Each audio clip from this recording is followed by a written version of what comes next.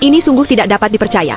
Agar warga Pakistan dapat menggunakan baling-baling yang terjangkau dan tahan lama, bengkel terkemuka di Peshawar ini menggunakan teknologi pengecoran pasir untuk memproduksi baling-baling kapal dengan kinerja biaya yang sangat tinggi. Untuk membuat baling-baling sebesar itu dalam skala 1:1, pekerja perlu menggunakan cangkul untuk menggali lubang di pasir sepanjang garis yang ditandai guna membuat cetakan pasir untuk pengecoran baling-baling. Hingga para pekerja menggali lubang yang kedalamannya kurang dari 100 meter. Anda dapat meletakkan baling-baling ke dalam kotak pasir, kemudian gunakan water pass untuk menyetel posisi baling-baling, lalu isi celah pada bagian bawah baling-baling dengan pasir. Proses ini memerlukan pemangkasan pasir cetak di sepanjang tepi bilah untuk mengubah bentuk baling-baling secara menyeluruh. Berikutnya pekerja akan menaburkan lapisan pasir pemisah pada permukaan pasir cetak agar bagian atas cetakan pasir cetak dapat terbentuk.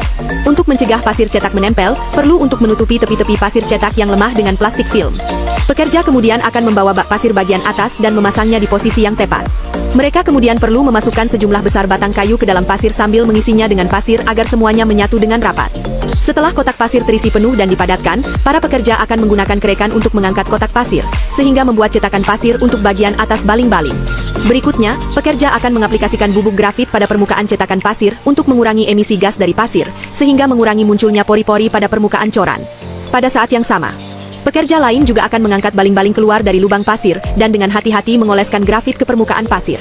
Kemudian pekerja akan menggunakan pistol semprot untuk memanggang pasir tersebut agar permukaannya lebih padat dan rapat, sehingga pasir tidak retak karena panas yang nantinya akan mempengaruhi kualitas hasil pengecoran secara keseluruhan. Berikutnya, para pekerja akan bekerja sama untuk mengangkat bagian atas cetakan ke dalam lubang pasir dan dengan hati-hati memasangnya pada tempatnya. Pada saat yang sama, peleburan tembaga cair dilakukan secara bersamaan di sisi lain.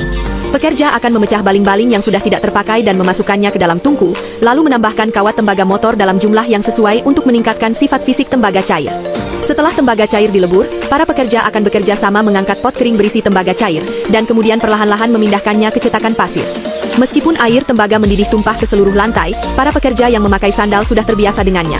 Selanjutnya, tembaga cair dapat dituang ke dalam cetakan pasir melalui lubang penuangan. Meskipun proses ini penuh bahaya, pekerjaan penuangan tidak dapat ditunda. Setelah cairan tembaga dituangkan, para pekerja akan mencabut potongan kayu di pasir, mengangkat kotak pasir dengan labu, mengikis pasir di permukaan coran saat masih panas, dan segera melepaskannya dari cetakan. Kemudian baling-baling yang sudah dingin akan dimuat ke kereta keledai, dan dipindahkan ke bengkel pemrosesan yang berjarak 100 meter. Karena baling-baling tidak dapat dipasang langsung pada pelat cakar mesin bubut, maka pekerja akan memasang perabotan pada baling-baling terlebih dahulu, baru kemudian mengangkatnya secara keseluruhan dan memasangnya pada mesin bubut. Pekerja kemudian akan dengan hati-hati memoles tepi bilah, menggunakan bor untuk mengebor lubang aksial di tengah baling-baling untuk memudahkan pemasangan, dan kemudian menggunakan alat pemutar untuk memotong permukaan ujung tengah agar lebih halus. Proses ini tampaknya sangat berbahaya, tetapi sesungguhnya tidak aman sama sekali saat baling-baling sebesar itu terbang keluar.